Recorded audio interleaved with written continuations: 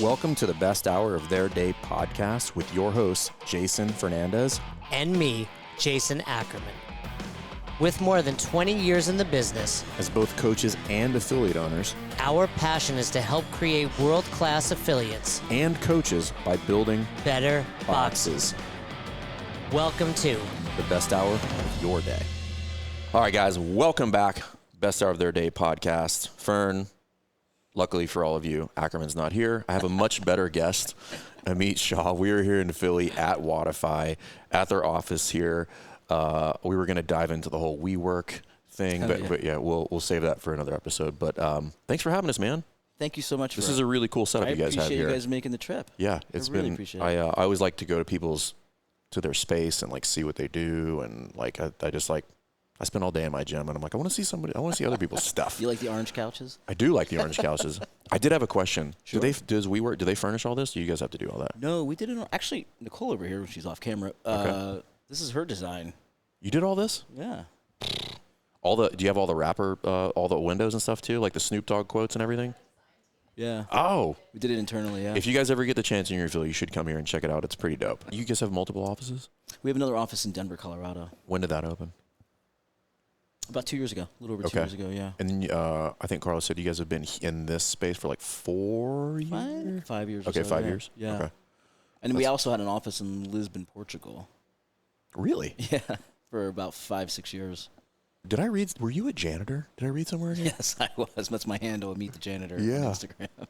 Is that your handle, Meet the Yeah. Janitor? Meet the Good for- Janitor. LinkedIn as well, I think. Yeah.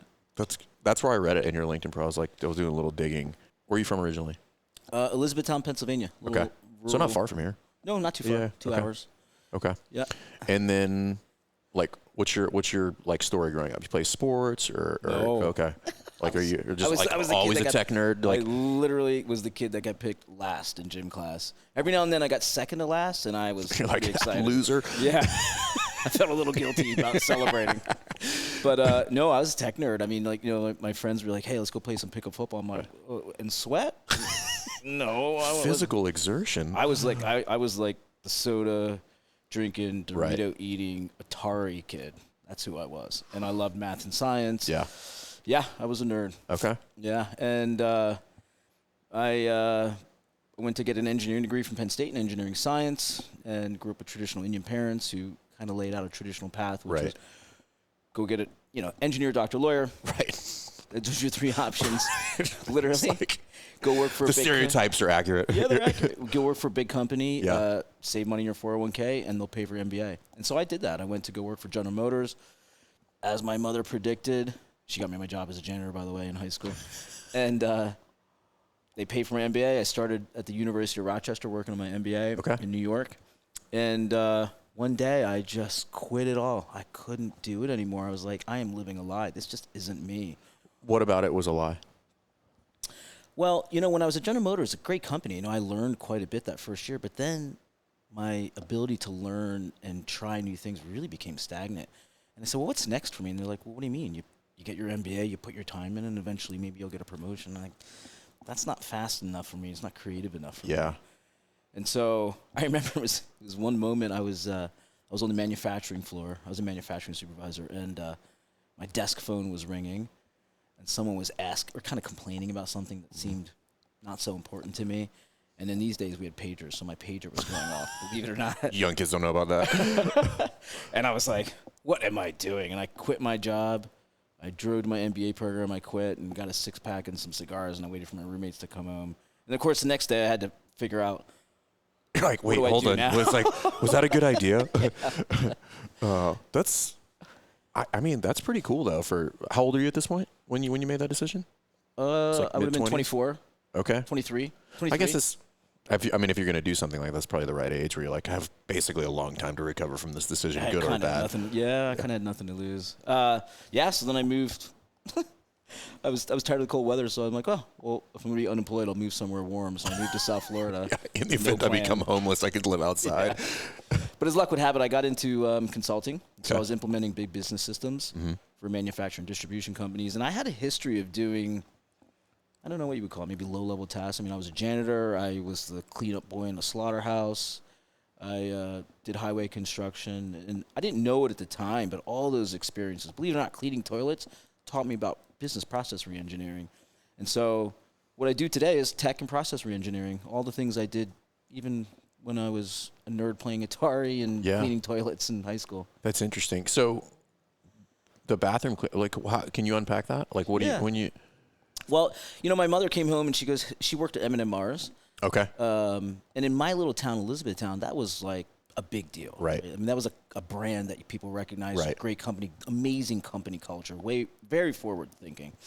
And which is interesting because it's a candy company. Yeah. Yeah. Well, like as an example, this was, I don't know, 40 years ago. How old am I? Yeah, about 35 years ago. You know, they had a philosophy of no matter what your role was, you had the exact same uniform. So you couldn't tell if I ran the facility or if I cleaned the toilets there. We had the exact same outfit on. That's cool. Very forward thinking back then, right? And there were no offices. Everyone had the exact same cubicle. I mean, I didn't have a cubicle. Except the janitor. Yeah. Except the janitor. But so my mother came home and said, "Hey, I got an opportunity for you. Working in." I'm like, "Great. What will I be doing?" "You'll be working in environmental services." I'm like, "Sweet. I like the environment." And then I'm like, "Well, what do I do?" And she's like, "Well, you know, you'll be cleaning toilets." And I'm like, "What are you talking about? I don't think I'm interested in that." And She's like, "Well, I didn't ask if you were interested. I got you a job." Yeah. She's a persuasive way. She said, "Oh, okay, fair enough. I thought, you know, you might want an opportunity to get a foot in the door and maybe could lead to something else and you might learn something about manufacturing." And she was right. I got in there and I'm competitive, believe it or not, and I was competitive about cleaning toilets, and I would say no one can clean a toilet better than me, and people would actually recognize, they're like, "Oh, I can always tell when you're cleaning. The place is spotless." And so people recognized that, and then it turned into other opportunities. Like I got opportunities to work with mechanical engineers on the weekends. I got an opportunity to dump cocoa beans, which doesn't sound glamorous, but I had all these different opportunities to try different things. And so by the time I graduated college, or even when I was interning in college, I had years of manufacturing experience. When I interviewed at General Motors, it was a slam dunk. They're like, "I've never met a kid with 6 years of manufacturing experience at your age." That's cool. Yeah, I really. It's also interesting that you were like pretty competitive, but that didn't come from a sport. It's kind of almost a little bit of an innate competitiveness. I got introduced to fitness also in a kind of a nerdy way when I was 19. My childhood friend, we've known him since he was in nursery school, and he went to Penn State with me. And he wasn't doing so well in calculus. Well, he was failing it, to be fair. So he asked me to tutor him the next attempt of calculus. Okay. So I tutored him in calculus. I think he got a B+. And then he took me to the gym and showed me weightlifting. It's a little bit of a trade-off. Yeah. That's cool. I could have used you in college for calculus. It was amazing. That gave me my confidence to do all kinds of different things. Then I got into mountain biking, racquetball, skydiving, snowboarding, all because he gave me the confidence inside the gym setting. That's really cool. And it's cool that the way that you guys married those two together. Yeah. Like a kind of like an unlikely partnership, kind of like, "Hey, I'll help you do this if you help me do this." I'm still horrendous at math. Like the Naval Academy is like they say it's a liberal arts school, but it's very engineering It's very technical, right? Yes, very technical. Like everybody takes Well, you couldn't be horrible at math if you got in. That's not accurate. Yeah.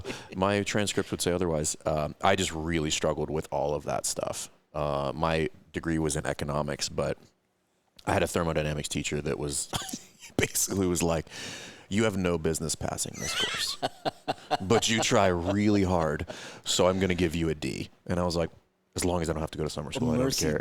A mercy D. And I was happy to take it. I was happy to take the D.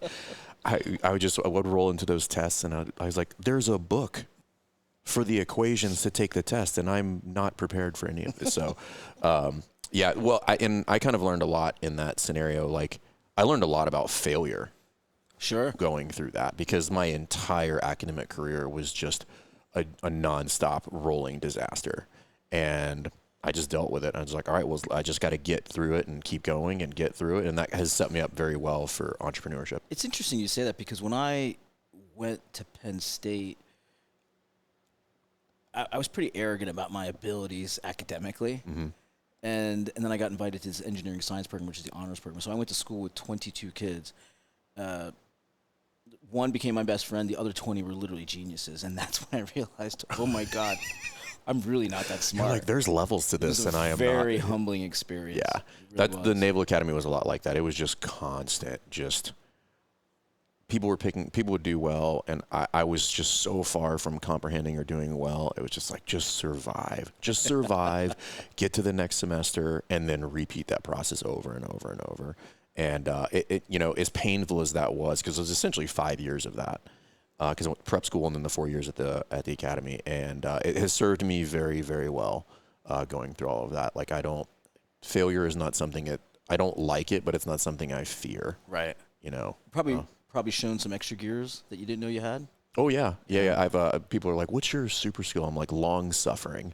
Long suffering is my super skill. I can do suffering for extended periods of time, because that was just my life. All the way. Grind it out. Yeah, I can grind it out, and which has been good and bad. It's been a bit of an anchor as well, where I've caught myself. Just like, it's just supposed to be hard. Like, I'll just suffer through it. And then, people come on like, this, you could make this easy. And I'm like, I just thought everything was supposed to suck. So, it's been that, like, that whole learning cycle. But, how did you even, because when was Wodify founded? 11 years ago. So it'll be 2012. Okay. So I think I jumped on 15, maybe 14. I don't remember, but like a while ago. I was early. Because you guys were the only game in town, right, at that point. It was CrossFit specific. Yeah. So how did that happen? Right, like, were you even? You had to have been CrossFitting to come up with a name like Wodify. So that's very You like right out of the gate branded correctly. I did. I got a little lucky getting the domain, but I did. Let's see. How did I start Wodify? I mean, let me, if you don't mind, I'll backtrack a little bit. Go as far back as you want. I told you I quit my job at General Motors. I got into consulting, and my first stint at, say, being entrepreneurial was selling crabs. Okay. So I had another childhood friend that I grew up with, who decided, he was an engineer as well, and he decided to open up a retail Maryland blue crab store in Harrisburg, Pennsylvania. Okay. And he said to me, he goes, "Hey, my competitors are selling now crabs online. Tech. Come help me." And so I thought, okay, I don't know anything about e-commerce, but we'll figure it out. And we had a great year. We stood up a website, and it still exists today, called ilovecrabs.com. That could go so many ways, but it did. Actually, we wrote a little kitschy press release, how to get a case of crabs online. And that's fantastic. I paid $400 for that press release. Someone else wrote it. And Food and Wine picked it up. That's amazing. And we got into Food and Wine magazines in their Christmas gift giving guide. So every year they do 12 products. Right. So it's kind of like having Oprah say, you should like Maryland blue crabs, and you should get them from ilovecrabs.com. And so the business blew up. That's amazing. It was so much fun. And we got to the point where we couldn't even store the packages within the facility. We had demand had just rapidly outpaced what you guys do. That's cool. In the end, I ended up walking away from the business after a year because it was my first time doing it, and it was a childhood friend, and we didn't take our time with the T's and C's. And so I think he's doing quite well today with it. I don't regret any of that experience. It was amazing. It was kind of a gift, right, to have a friend come, to have a business come experiment with what I have. And so what that did is give me the ultimate confidence that, okay, I can start businesses. And so I started another business called Conagent, and that was back to my roots in consulting. Okay. And so we implemented big business systems, ERP and CRM systems, if you're familiar with those phrases, for multi-billion-dollar companies. But that wasn't really fulfilling. And part of it was, if I'm honest with myself, and what I would tell you is, in order to get those deals, a common tale with these implementations is that I tell you it's going to take X in terms of dollars and time, and it takes 3-4 times that, right? And so I said, I don't feel good about that. So I'm going to start a company, and I'm going to tell my customers what it really takes to implement this well. And you know how many customers I got with that methodology? Probably none. Really? 0. Because I had competitors who were saying, well, why are your competitors saying it's going to take 1/4 or 1/5 of what you're saying? I'm not signing up for that. I see what you're saying. So honesty kind of like backfired. And so, and I'm not proud of this. I had to get in the game. I had to tell people what they needed to hear, and I didn't sit well with me. Now, in the end, the way I justified it was, well, if I have to tell them what they need to hear so that I can provide a great service, I guess I can live with that. But I couldn't.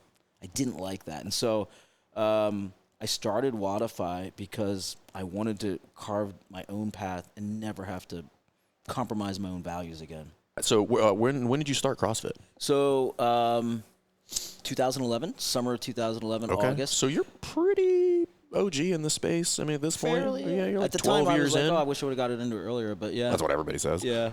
2011 summer, I was on a family vacation, Avalon, New Jersey, not far from here, Jersey Shore. Yep. And first day, I was getting a cup of coffee, and I saw this big sign that said text something to CrossFit. And I'm like, what's that? I didn't know what it was.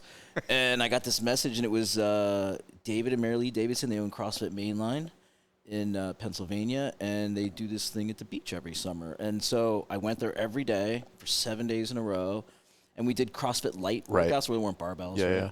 And I just fell in love with it. And they're like, hey, you seem to really like this. You should find a box near you. And I'm like, what's a that? box? And they're like, a CrossFit gym. I'm like, oh, okay. So I Google CrossFit gyms near me. If the initial introduction to the lingo of CrossFit space is the vernacular overwhelming. yeah.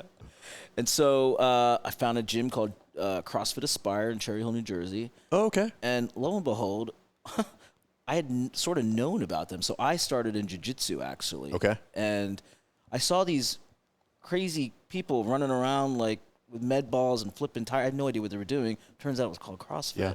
So, yeah, I tried it, fell in love with it.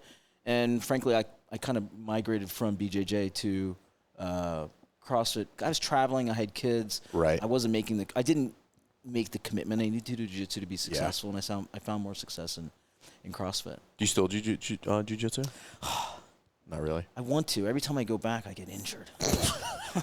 I mean, like, I went back 2 summers ago, the 10th Planet in Denver, and cracked a rib, and I want to. It's because you went to 10th Planet. And there's just killers in there. I'd be like, just go to like a local spot and not get my neck broken. I liked the culture there. It was nice. It was pretty chill, but I still got injured. Okay. So you start CrossFit, and my assumption here is that you're doing CrossFit and you see a need. Or what's the genesis of Wodify, Sure. I guess? You know, when I got there and the owners, Justin and Alicia, they said, look, Ameet, if you want to really improve, because I can tell you're into this, you need to track your performance, which I subscribe to, because remember I had that childhood friend who took me to the gym, and we kept a journal. He taught me how to write all my lifts, and he's like, when your hand touches the bar, you should have a goal, whether it's an extra rep, couple pounds, right? And he taught me that. And so I subscribe to that, but the problem is at the end of a WOD, I can't even add 2 + 2. Right. I can't even think. And then you got to sit there and write paragraphs with sweat all over it. I was like, I lasted 2 days doing that. I'm like, I'm not doing this. I went out and looked for some apps, and they had some beautiful apps, but they didn't solve this problem. Me having to actually, it was harder. Right. It's easier to write paragraphs with a pencil than it is a little virtual keyboard, right? And so really the problem I was solving for Wodify too is I was competitive, right? I remember the first time I did a class, this guy's like twice my size, like floating on the box jump. And I'm like, and he crushed me. Like, I can't have that happen again. So I came back, right? And but I always went to the 6 a.m. class. And the 6 a.m. class was like a cohort of like 10 of us. Okay. Always showed up, started their day like that, right? And so I'm competing with 9 other people, right? Whether I liked it or not, because they write the results on the whiteboard. But I didn't know how I stood up the rest of the class. So selfishly, I just was like curious. I'm like, well, if I could digitize this, then I could see a leaderboard for the entire day. And so that was really my all of this is born out of your competitiveness. Yeah. That's great. I love it. And so then, you sprinkle in my experience in implementing technology in manufacturing distribution companies, and you realize, well, you can have a great technical idea, but without user adoption, you got nothing. Right. And so Christmas of that same year, in my consulting business, is slow time. So my office is dead. It's empty for the last 2 weeks of the year. So I just locked myself in the office for 2 weeks, and I started wireframing what we call it today Wodify Perform, which was only Wodify back then, right? And I probably, when it comes to user adoption, I was thinking, well, there's 2 things I need to focus on. One is the gym owner. So gym owners were comfortable already typing their workout on a WordPress. But you probably did that, right? Yeah, because everybody just put them right onto the website on a WordPress or a blog, whatever they were at the point. Yeah. And then you would, you'd write it again on the whiteboard, right? So I thought, well, if I can get them to key it in one time, it'll be a little bit more difficult. It's not as easy as just free-form text, but then I'll push it to the website. So that way they don't have to do it twice. And then I'll push it to a kiosk, so they don't have to do it on the whiteboard. Right. Maybe I can get them to adopt that. And then from a athlete perspective, it's got to be easy. It's got to be dead easy. And so I took a very simple approach to it, which was, how much weight did you move? How fast did you do it? What were your rounds and reps? And so what we saw was great user adoption because we kept it pretty dead simple for the gym owner and dead simple for the athlete. And what I didn't realize at the time and realized very quickly afterwards is that we built the first customer retention tool in CrossFit. I don't remember if there was anything prior to that. There was Beyond the Whiteboard, and the Beyond the Whiteboard was great. I mean, but that was just WOD tracking though. Like I don't think there was any other function to that. Was there? No, it was just WOD tracking. Yeah. And to be fair, that's all I was set out to build in the beginning. I wasn't trying to build a CRM. Right. I was just trying to build performance tracking.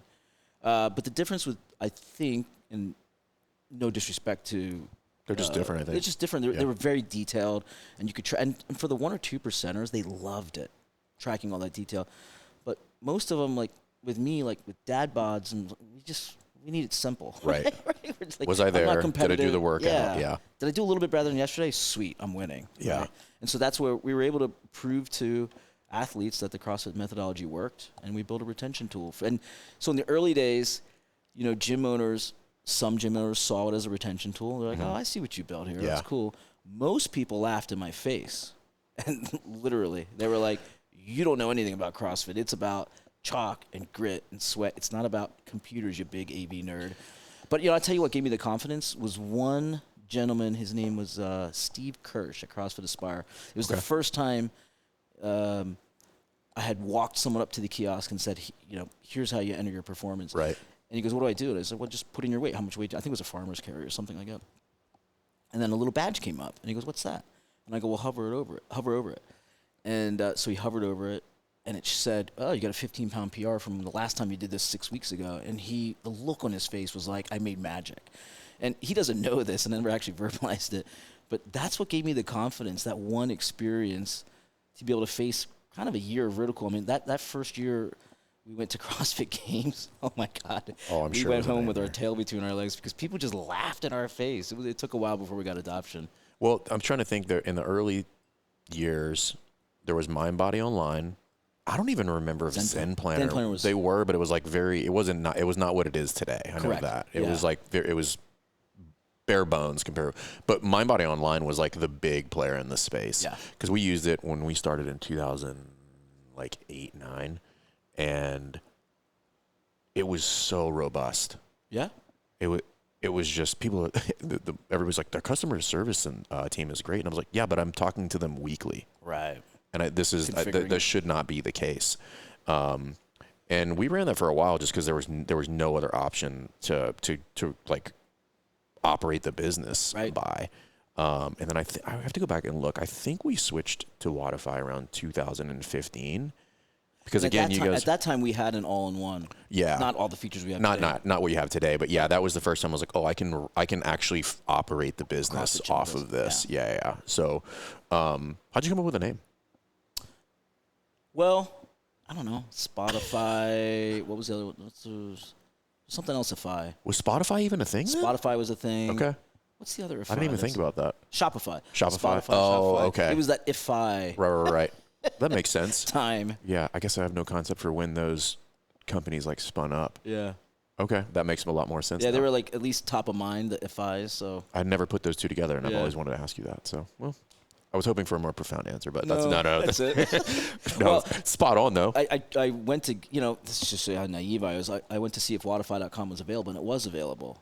So I think I put it in a URL or something like that, and I didn't have time to purchase it right then. I'll purchase it tomorrow.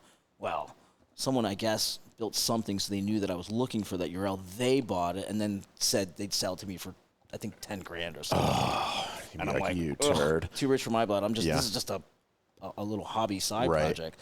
And so it was going to be called wadstop.com, which is a bad name. But then I think it was like maybe I think you got the better option. 2 or 3 months later, he reached out and he's like, "Do you still want that domain?" I'm like, "Yeah, but not for $10,000." And I think I got it for €700. Oh, it's a steal. Yeah. Well, good for you. Yeah, Wadstop. I think there might be a Wad. Well, anyway, there probably is a Wadstop somewhere. So what's that like in the early days when you guys are building? I have no concept for what it is like to build a tech company. Zero. I just know the fancy offices. You guys got snacks in the closet, but I'm sure that's not how it started. Well, I had no experience in it, to be perfectly honest with you, right? You would never would have looked at my resume and said, "Oh, he should start a tech company."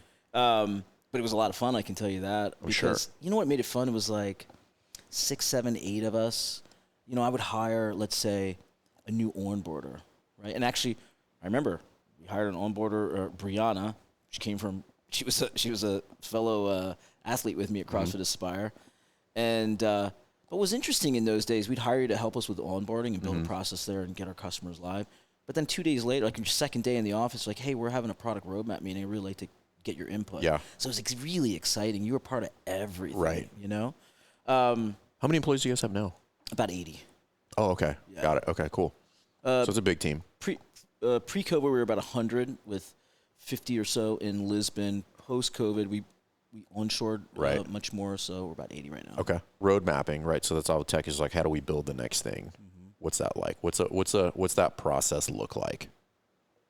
Well, I guess for you specifically, I'm sure there's all sorts of variations of that, but like, I guess when it comes to product road mapping, it's not very formulaic or fancy. There's 2 things we do, I would say. One is I look at customer feedback regardless of the sentiment as a gift, right? Because our customers are talking to us. Right. They're giving us hints. And it might be, love it, great guys. Oftentimes it can be, you suck in these ways. Great. I need to know that so I can improve. Right. So all of our feedback goes into a Slack channel. Everybody in the company has visibility to it. I personally read every single piece of feedback. So That's great. if you're a Wodify customer and you're using our software and you write something in an ideas forum, I'm reading it. And so what we try and do is look for easy wins. I'll give you an example. Recently, someone said, "Hey, I like this new coach view and how you can sort the folks in class. Oh, we should just sort by age." We're like, "Oh, that's a good idea, and that's easy."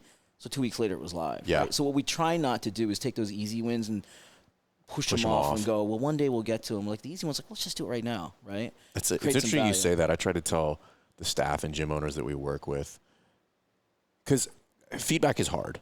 Yeah. You know, particularly when it's like something seemingly minuscule. But it's not minuscule to It's them. not minuscule to them, and they're just like you're initially particularly as what I would describe as an immature entrepreneur, like you have a visceral reaction to you're like, fuck off. Why Bob. don't they love me? Yeah, like you know how good it is here, you know, but I tell people, I'm like, evaluate it for how would it just be easier for you to just fix that, Right. like, because now you have a happy customer, Right. And I was like, just sit on it for a second, breathe, ask yourself, I'm like, is that easy to fix? If the answer is yes, just fix it. Just fix it, man. It's so much easier because that customer will see it, they will remember it, and that is worth gold. Yeah. But it can be hard. It takes a long time to get to that point where like feedback comes in, you're just like, I don't care. That's like, fair. I've seen myself mature over the years. Yeah, you're just like, I've had a shitty day and I don't care about your feedback. I'm like, do you know how hard it is to run this gym? You know, exactly. just like, oh God. But they don't care. Yeah, they don't Nor care. should they? Correct. Right. Correct. Yeah, and I think we lose sight of that because you get bogged down in the machine running it, and you just take everything personal. But it's like as you get a little bit more experience, a little more salty, you become a little bit more objective, and things become less romantic. Right. And you're just like, oh, that's an opportunity to succeed. Yep. I should take that. Right. Because it's fairly easy. Exactly. And I know how hard some of the big wins are. I was like, I'll take that little win. You know, and especially in software, it takes a different sort of engineering and product culture because, look, I've done engineering work, and it's the context switching comes at a cost, right? Oh, I'm sure. It does. And so, but I've found is if you can find that balance of, hey, we got to adjust a little bit, get these things in, you create value much quicker and keep customers happy. That brings up a good point, this specific instance is probably the genesis of you and I having this conversation. So you guys did something recently. Uh-oh. No, I thought it was good. Okay, great. So when you guys rolled out, and this might be a little bit of a pain point, that's not the point, but like when you guys were playing with the Kiosk Plus. Yeah. And I saw it, and I probably had the same reaction. A lot of people, I was like, oh, I see what they're doing here, but very candidly, I was like, I don't like it. It's not buying it, right? I'm not in. And you guys walked it back. Mm-hmm. And I was like, I saw that, and I think you made a video. Did you? I did. Yeah, you made a video, sent it out, and I was just like, I appreciate that, like, because I'm sure, I don't know, but I was like, I'm sure that wasn't cheap to walk that back, and all of the work that went into that. And I was like, however, I appreciate that clearly he's listening. Yep. Because you guys could have pushed forward for that for any number of reasons. Be like, say, oh, well, we take invested it. it. Yeah, whatever. You guys have to eat it, whatever. And I was like, I appreciate that. Like, he's listening. He's clearly paying attention to the customers. And strategically, I was like, that was a great decision, and I'm sure it wasn't easy to do, but I was like, that was the right move. And I was like, I want to talk to him about that. I can share you a lesson that I learned from my first manager at General Motors. And actually, I teach this lesson in our onboarding. I hope this comes off okay. Let's see. Yeah, whatever. Teach me. He goes, so I was at General Motors. I'm 21 years old, and I'm in charge of this manufacturing line, and we were making these faulty products. So we put them into 100% containment. So it means you build them, you got to take them out, recheck them. Then we got to 200% containment because that wasn't working. Right. We're still making faulty parts. And so we were a tier 1 supplier to the final assembly line. So you're in General Motors, we're shutting down the line because we have a faulty armature. Not a small deal. Not a small deal. And so this is old school, 1992, 1996. And 4,000 employee facility. And at 6 in the morning, you have to go to what they called literally the wall of shame, because you had quality defects. And so I'm 21, and they said, well, you have to get up on a microphone and explain to the general manager of the facility what you're going to do to fix this, what happened. And I'm like, I don't know what to say. And so my manager pulled me aside, and he said, let me give you a quick lesson. He goes, repeat after me. You want to try it? Here, we'll try it. Yeah. Repeat after me. I'm sorry. I'm sorry. I'm a schmuck. I'm a schmuck. And it won't happen again. And it won't happen again. He's like, that's it. That's the best lesson you can have for the rest of your career. Anytime you mess up, tell your manager that and actually mean it.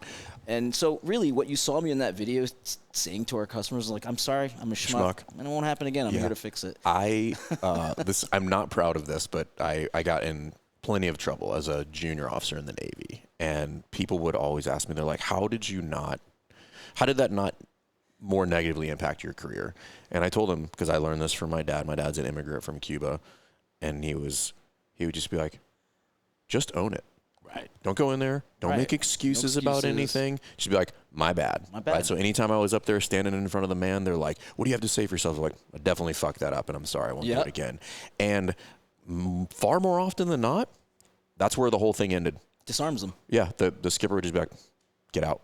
Yeah. And I'd be like, are we done? He's like, you're burning time now. He's like you should probably just leave. And I got out of more trouble, if you will, by just standing there and being like, yes, that is completely my fault. Wow. I will own that, and I'll fix it. And I try to tell everybody that I'm like, just own it, man. Yeah. Like, because people can, if they're already mad, making excuses makes them more mad. Exactly. They just get furious. Mm-hmm. It's just like, everybody in this room knows it's your fault. Just say it's your fault. And sometimes, even if it's not, just say it's your fault. Yeah. Because we can just end this right now and we can get back to work. Mm-hmm.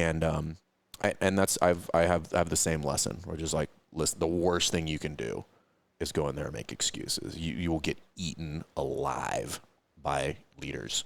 So we were talking about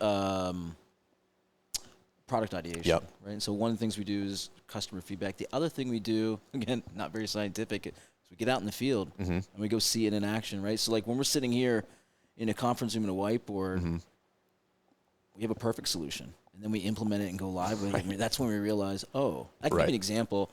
Again, day one, I was at CrossFit Aspire. We went live. And I called it the coach board. Yep. I remember coach board, right? Yeah. Well, the impetus was like it was for the coach. And so I trained Justin on it. I said, Justin, here's what you're going to do. You as the coach, you're going to sign people in. You're going to enter the performance for them. You might hover over here and tell them how to load their bar. And he goes, okay, that sounds great. And then he starts class and he goes, hey, we got this new system over here. It's called Wodify. You can sign in there. You can track your performance. Go up there. You'll figure it out. I'm like, that's exactly not what I said. And turns out his idea was way better. It was all self-service. And I never would have figured that out just sitting in a conference room. The only way I would have figured that out was out in the field, right, on the floor. That's cool. What are you guys most excited about right now? Our roadmap. And I would say what gets me excited about our roadmap is the talent that we've been able to attract to actually see it come to life. Okay. So I can give you, like, what I would say to you is, you know, secretly I've always wanted to have a company that, like, when I graduated college. It's not a secret anymore. Yeah, I guess it's not.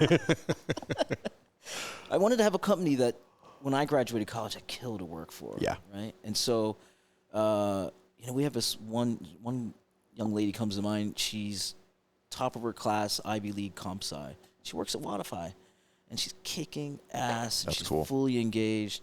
The talent in our org right now, and frankly, it's really come out on the other side of COVID. Okay. The talent we have in our org is just amazing. So, like, we have this new thing called Coach View, right? Mm-hmm. That idea is 7 years old. It's literally shelled for 7 years. You just couldn't get it to the. I didn't have the org to do it. And that had to do a lot of maturing on my. It was due to a lot of maturing on my side. Right. One of the mistakes I made was, you didn't ask me for one, but I'm going to give you one. was I assumed the skills I needed to go from 0 to 1 million and 1 to 10 and 10 to 50 were exactly the same. I know it's cliche. You read it in books and you're like, yeah, whatever. It's very different, and I've realized that the hard way. I tell gym owners this all the time. It's like the numbers are different, but I said 0 to 75, one set of skills, or have a product basically. 75 to 150, different. It's about every 75 people inside of a brick and mortar CrossFit gym. Oh, that's your rule of thumb, 75. It's about 75, give or take a little bit, where you need to develop a new set of skills or assets to move to the next 75. And I've learned that the hard way many, many, many times. And it's just like, and this is where people get stuck. And one of the things we help gym owners with in Affiliate U is just like, well, what you were doing that got you to this number is not what you need to go to the next piece, because you're missing pieces that you're not aware of because you've never been to this point. Can you give me one example? Like what's different between 0 to 75 and 75 to 150? Let's call it. So essentially 0 to 75, you just need a product. You need to be able to open the door and do that. Right. When you go from 75 to 150 is when you have to have some degree of onboarding and integration within the clients so that you can start to have something that would resemble a community and retention. So at 75, everybody just gets along. Right. It's just an accident, right? Just everybody here's not an asshole. All right, cool. And then, but at 150, that number all of that starts to change, and you're going to need more people to manage that, or more systems, or whatever it looks like. 150 to 225, you need to get much better at sales, because not quite the same at 300, but the churn starts to kick in. Right. And everybody's just like, well, I have great retention. I'm like, there will always be churn in the gym industry. There's no way around Absolutely. it. And then 300 is where most people have to start talking about paid lead gen. Most people are trying to do it way earlier because they're missing some of the other components. Oh, that makes sense. Because they don't have retention or systems or any sort of legitimately designed integration. So they throw money at lead gen. So they throw money at lead gen, and it never works. And I can say that pretty matter-of-factly. Like, it does not work. And the reason it doesn't work is you actually don't need the lead gen under 300 in most instances. None of this is like fact law, but like the numbers change, right? So let's just say you had 3% churn. At 100, that's 3 people. Right. At 200, it's 6. At 300, it's 9. Right. Or like you just keep going. And 97% retention or 3% churn you would be crushing. Absolutely. So let's make it a little bit worse. Now it's 5%. Okay, now the math is totally different. You're like, 15 people are walking out the door if you're doing a great job every month. I mean, that's a bang-up job every month.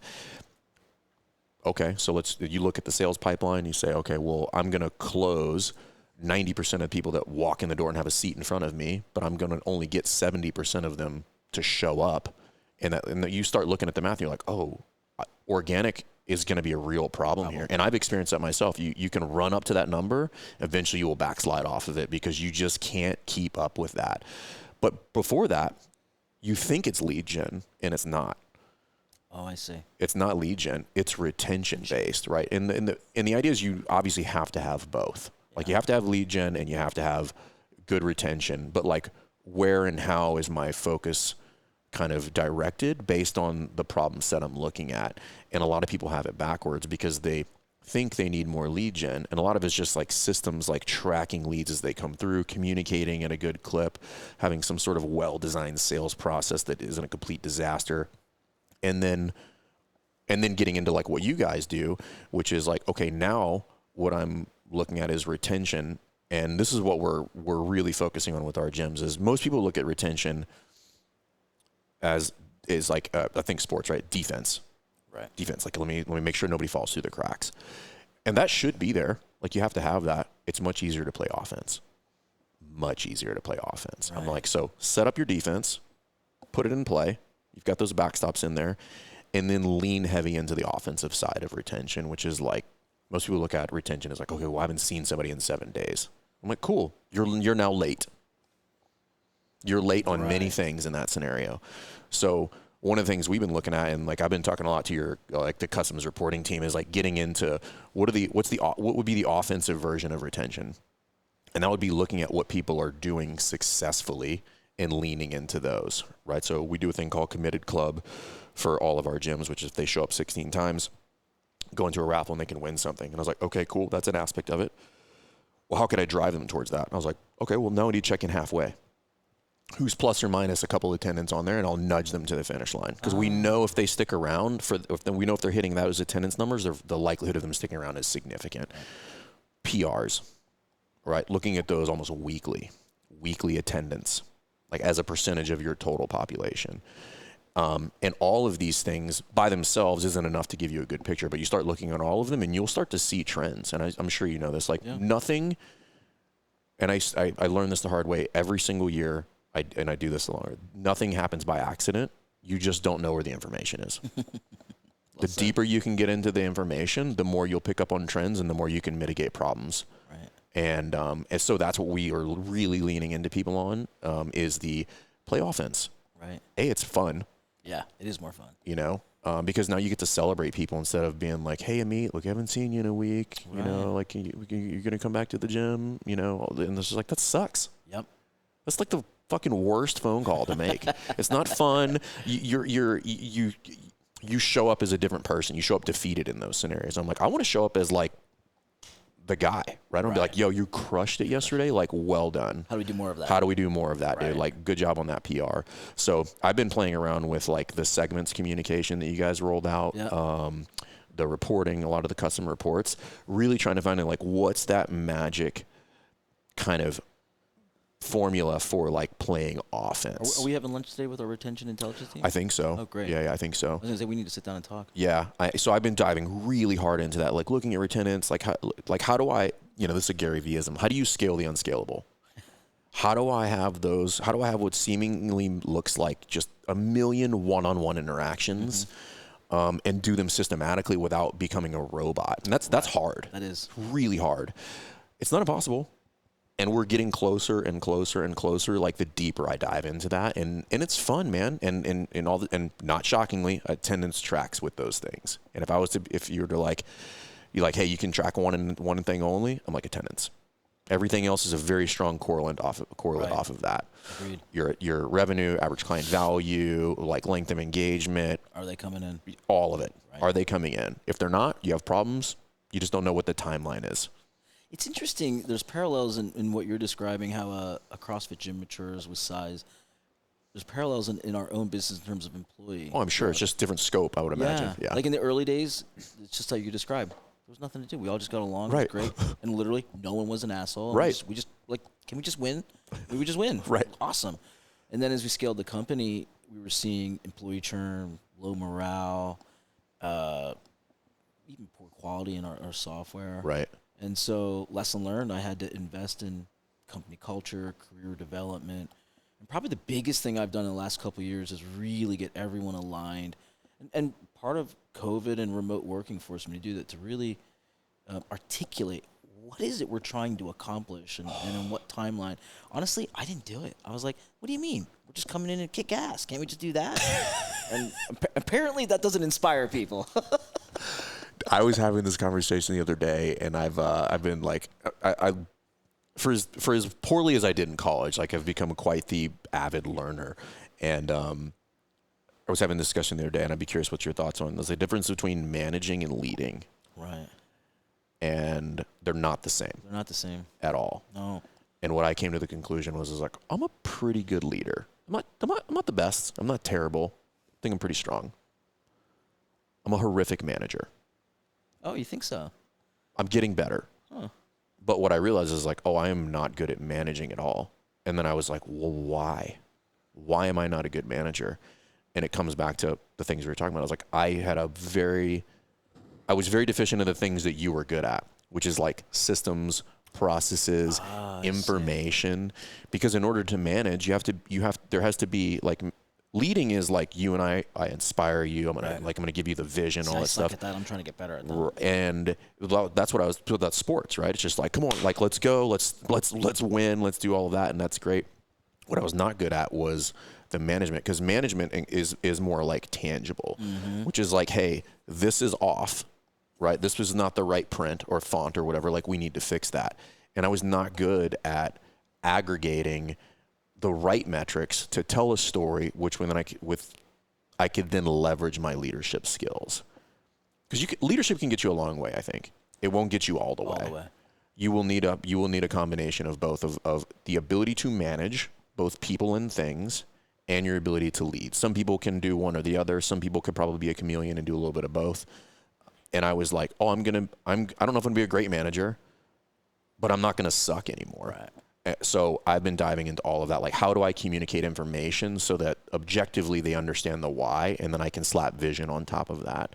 And not shockingly, it's going better. Good for you. Yeah. Congratulations. So, but man, it's painful because I don't like that kind of stuff. Yeah. I don't like playing around with spreadsheets and building presentations that tell a very clean, objective story. But it's necessary if you want people to. That's what I've learned to buy in. Yeah, absolutely, have learned that. Do you have a current challenge there within Wodify, or what's for you? Just like either leadership or management. Well, I mean, I would tell you, it's an ongoing challenge. Honestly, I would say we're an 11-year history.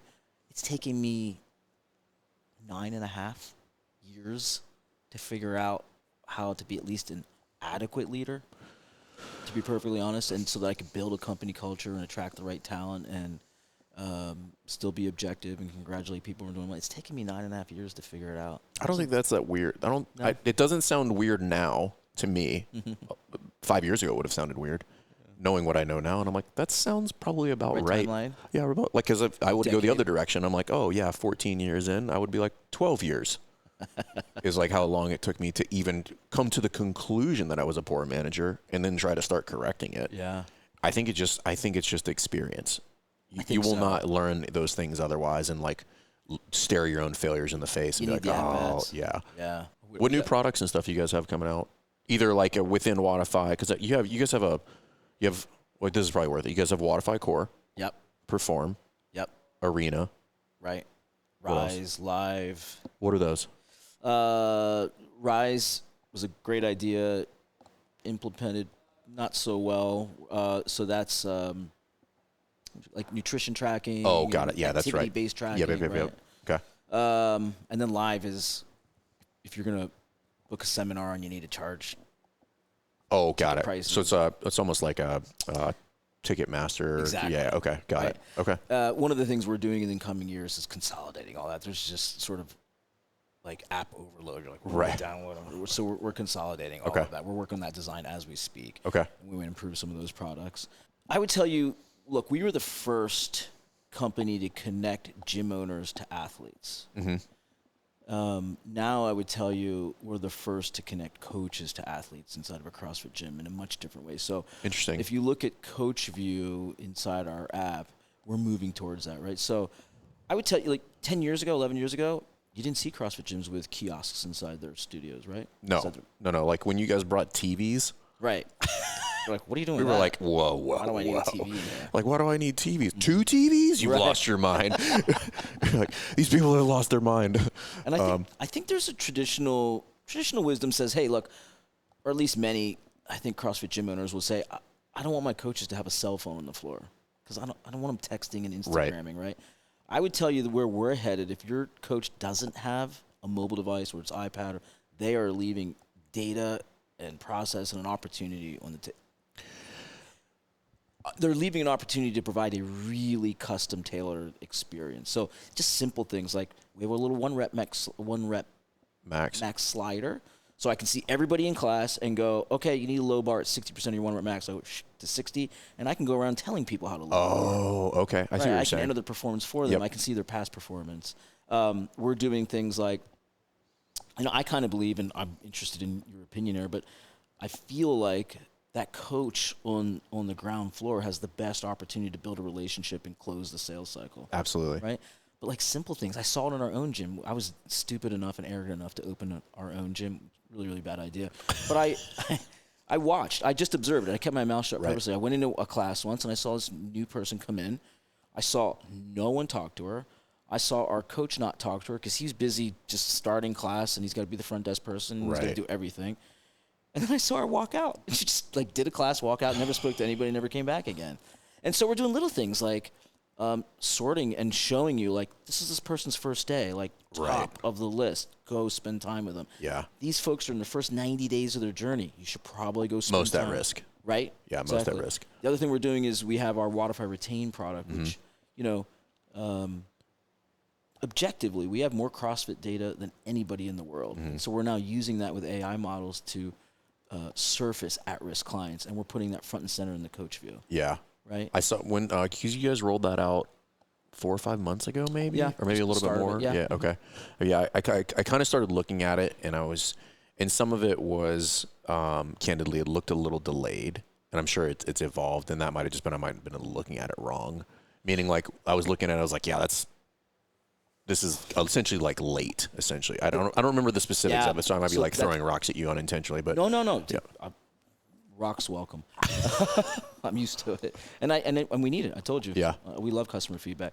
The reality of it is we're moving to a real-time database. So performance tracking. We used to have a lot of issues with uptime, downtime. Yeah, whatever you call it. Yeah. And we've solved that. We're really making sure it never happens again, minimizing it anyway. Right. And so some of it's using the right database for the right application. So I'm getting a little technical, and I apologize. But if you look at the coach board and performance tracking, it wasn't built on a real-time database. And so you do this thing called polling, and it's really database intensive. So we're maybe 6-7 weeks away from, I think, our first beta customer with the real-time application goes live maybe in 2 weeks or a month. So we'll roll that out. The other thing we're going to do is we're going to move our class and sign into a real-time database. So what it means is whether you're looking at Kiosk Plus or Core or the coach view, anyone makes a change without hitting a refresh button, you see it in real time. Oh, got it. Okay, I see what you're saying. So that's the difference. Yeah. So that's where we're moving to. Okay. I mean, that makes it easier and someone to walk up to and be like, hey, refresh, and like get all these people. Yeah. And it gets confusing, right? You're like, I go to sign them in, they're like, well, they're already signed in. Right. What? Right? That's a confusing That makes experience. sense. Yeah. I wouldn't have thought about that, but because I've played around with it so many, I know exactly what it's like. Yeah. So excited about building, really connecting coaches to clients in a way we haven't. The other thing I'm really excited about is our platform vision. So what I would tell you is we built an application in the early days. We built a CrossFit application. Right. What we're now building is a platform, and that means that customers can configure the solution to their needs. The biggest thing we're working on right now is exposing all of our APIs, and we're going to have a workflow solution embedded inside of Wodify where you're designing workflows visually. So you could do things like a drip campaign, the first 90 days of their journey, whether it's SMS, in-app chat, or email. Imagine being able to tag a client from the coach view is injured, and automatically launching a workflow that says, hey, somebody, a coach, an owner, That's funny that needs to reach out. That's funny that you're saying that because this is something that gym owners do, we all do poorly, which is, this could be one of two scenarios. Either A, Ameet gets injured, or B, Ameet is not an injury, but like has something going on where it's just like, oh, I'm going to take a couple days off. Right. And the assumption, we communicate this very poorly from a standpoint of you don't and should not stop training. It just means that we need to do some additional scaling or modifying or adapting to the workout. But the issue there is, like, we all know that. We do a horrendous job of actually educating the client on that and like taking their knowledge up a level where they're like, oh, so it's preemptive is really what it is. And you would probably attack that two different ways. Number one is when they come in, that would be part of their education journey, which is preempt that injury, that pulled hamstring, that severe soreness, whatever it might be, and plant that seed that says, like, you should come in, talk to the coach. That is a solvable problem. Right. And then the backside of that is like, when that does happen, if I could tag somebody, that would kick off something else. It's just like, hey, you have an injury. Here's like your first 4 steps in something like that to educate them, potentially refer them out to somebody. Right. If that's beyond your scope as a coach, like, hey, we have a really great partnership with a physical therapist or an orthopedic surgeon or whatever it might be. But that would be great. Again, scaling the unscalable, just like, how do I have this very personal interaction that's just like, hey, we find out that Ameet is whatever, injured, whatever, and then we can communicate correctly based on relevant and relative information to them, not just I have to send out a mass email of this other thing. So I think that's cool. I kind of hid for a number of years. I didn't have confidence in our roadmap. I didn't have confidence in our team to execute on the roadmap. Now, podcasting is literally my biggest fear. This is the 4th or 5th one I'm doing this year. How's it going? It's better and better, and you're making me really feel comfortable. Thank you. It's not my first podcast. I think we're like 708 or something like amazing, that. Yeah. It's I've seen some of your previous ones, and we like to avoid anything that would resemble an interview. Right. It's just it's gross. Yeah. So no, this is great. Yeah. But the point I'm making is that I have confidence now in our team in executing. Really, that's great. They make me feel like anything is possible. That's cool. So we now have a 5-person retention intelligence team. You're going to meet a bunch of them at lunch, and they get out of bed every day to say, well, how do we use the data and AI modeling to provide an amazing experience for our customers? Yeah. So, when it comes to risk retention, we're doing things like that, but even like little things, right? Like we just added a feature now where you can book it again. Well, we have an AI model that figures out, well, this is probably what the class you want to book again, just to make that experience for the user. Oh, really I see what you're easy. saying. Yep. Yeah, so preemptively, meaning, so I show up to this 9 a.m. class at a killer time, and does that prompt me to book the following 9 a.m. class immediately? Is that what you're referring to? Well, let's say you open up the app. Based on your past attendance, we're going to know, oh, you probably want to sign up for the class tomorrow at 9 a.m. Right. Or you want to do the Sunday. Right. Right. And so we can use an AI model to predict that with like a 90% confidence. So it would prompt them to essentially like check in or book that class? Yeah, one click. Right, they're on the homepage and click, right? They don't have to go to the class schedule, find it. Like, yeah, we're pretty sure we know what you want to sign up for. Yeah, based on all this data, your normal attendance, be like, hey, just go ahead and book tomorrow. It's kind of like I have a Tesla. I've had one for years, right? And it's so amazing. Like, they suggest where you're like, how do you know? Yeah, my phone does that. It's like 9 minutes to work. Yeah. I'm like, what if I'm not going to work, Apple? Stop following me. But it's amazing now to have those skills in-house. That's cool. That's really cool. That's so this is something we have been playing around with a lot, which is that booking, right? So like when, at least at CrossFit Rife, so my affiliate, how you run those first sessions, and you could do this a million different ways. There's just doing it well and not doing it well, regardless of what the format is. But looking at how do we create essentially these habits of coming in and training, and part of it is like getting them to book. Either we do it or they do it, but like Ameet has an appointment. Make a commitment, right? Even if it's like, boop, I'm going, right? I hit that button and I do that. And what we find is there was like weird little gaps, right? So we would control everything up to lead comes in, schedule consult, we schedule their onboarding, whatever that's going to look like. And I'm being vague depending on how they run their onboarding. And then we skipped a pretty pivotal step, which was their first class. So we would finish and we'd close that sales cycle and be like, you're all set. We'll see you whenever you come. And it was just like, we should probably have a little bit better control of that, because if I'm thinking about like member experience, and what I want to try to tee up is I would want another series of things to kick off, so that I would want the coach to know that they're showing up. Right. So we book an appointment with the coach who has that class, and then we have protocols for, like welcoming, Nate to the class or Ameet to the class, and then and doing that. And what we find is that like, that's a significant step for a lot of people. That's an interesting idea. Something just popped in my head. Well, it's kind of like a sales cycle, right? Like in Correct. sales methodology, like what's the next date and time certain event? Yeah. Got to have a date and time, not whenever. Yeah, we call it SANS, which is like set up a next step. Like you're always setting up a next step. Like there's never not a next step. Would that be a value if you were, say, a coach and you saw everybody in class and you could see who did or did not have their next class booked?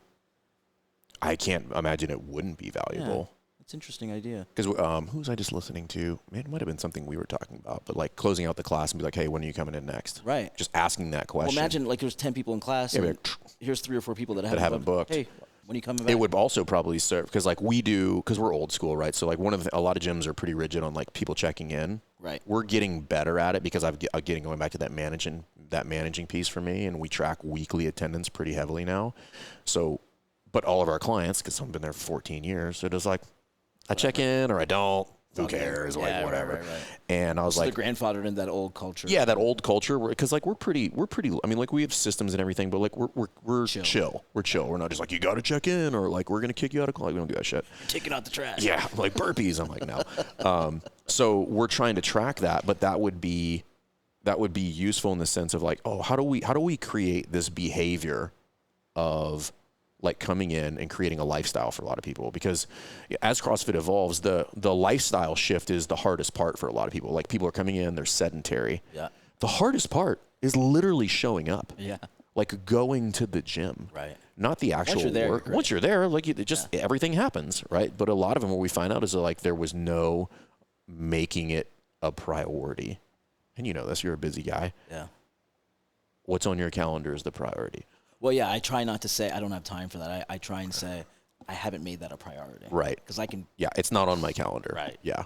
And a lot of people are like that. And regardless of like how busy you are, whether you're a tech CEO or you're just a stay-at-home mom, I'm like, your life is still busy. Everyone's life's busy. Everyone's life's busy. So you have to get organized with it. And the easier you can make it for people to get organized, the more likely they will be to take action on the thing. Yeah. So we were looking at all those types of things and like how could we improve that interaction outside of the 60 minutes of class to make it match. Let's just say I have fantastic coaches. Like everybody says they do, but like just say that you did. Let's say that's actually true. Well, I still don't have control of like the in between.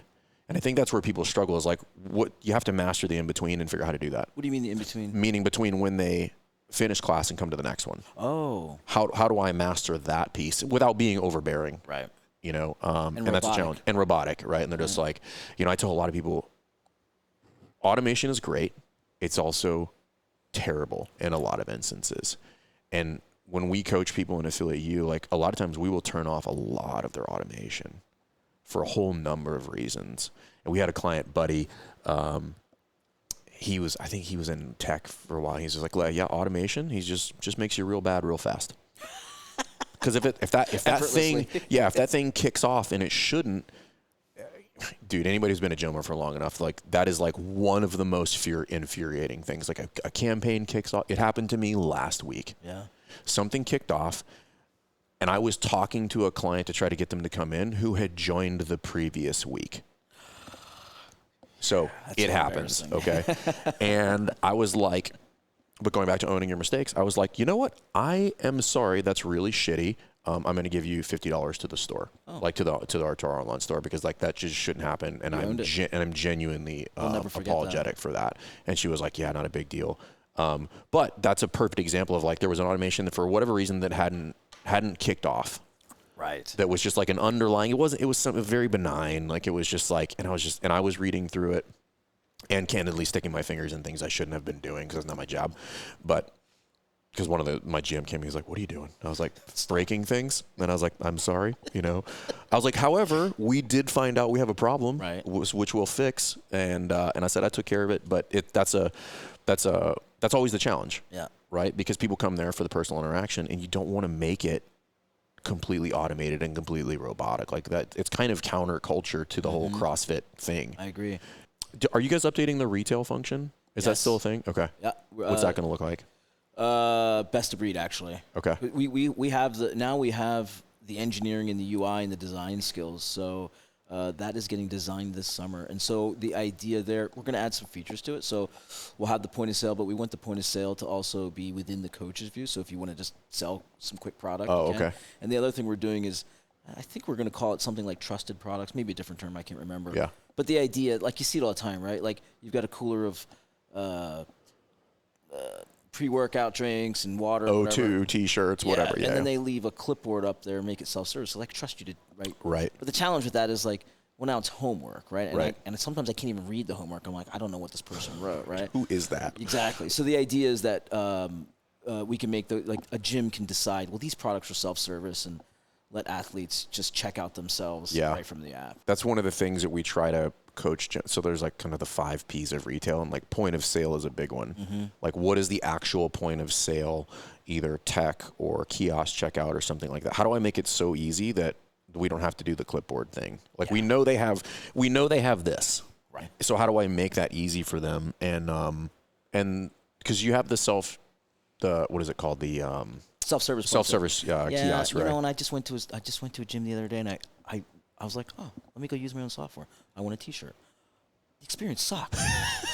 It's not a good experience. Why is that guy so angry? And you're like, I don't want to talk about it. So we're starting the good news is our point of sale architecture is there. Right. It's the user experience in the UI that's just horrendous, and we're fixing it. No, it's actually, this is a cool conversation for me because I've been using the product for so long. Yeah. I'm disappointed it's taken us this long to chat. Yeah, you're busy, man. Better late than never. So anything else you want to share, man? Do you mind if I introduce a new term? I like it. Okay, so well, Nate will be the judge if we keep it or not. If it's a terrible term, we're going to get rid of it. Well, most people call us a CRM, customer relationship. Yep, customer relation management. Right? And we're saying, no, we're not a CRM, we're a CRP. We're a customer retention platform.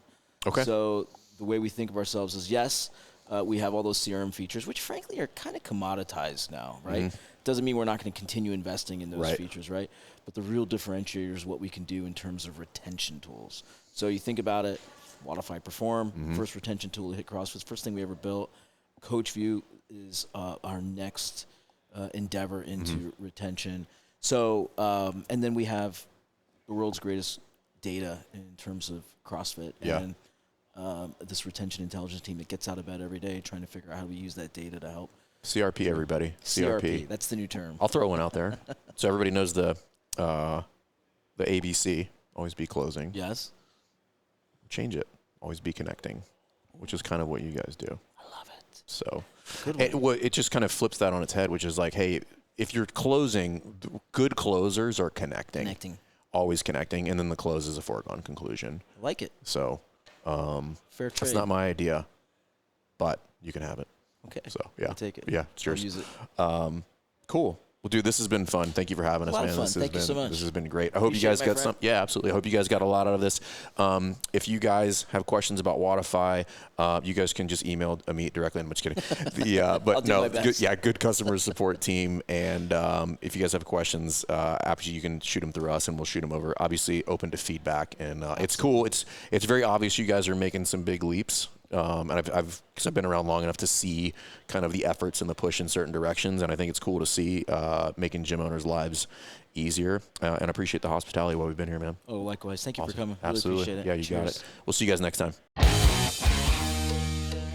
Thanks for checking out this episode of the Best Hour of Their Day podcast. We appreciate you listening and choosing to have us help you in your passion for coaching and affiliate ownership. You can find more episodes just like this on all podcast platforms. If you're interested in learning more, you can reach out to us on any social media platforms, or you can visit www.besthouroftheirday.com to book a call.